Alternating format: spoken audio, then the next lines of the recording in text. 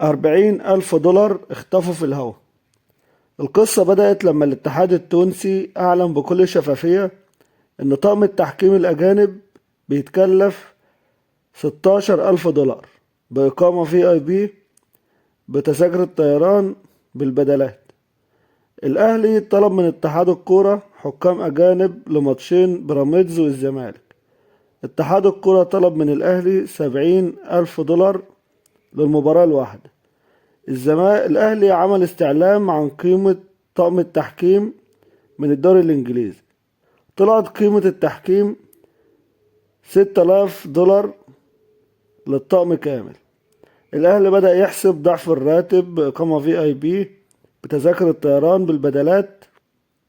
طلعت 26,000 دولار. فالأهلي كتب شيك ب30,000 دولار.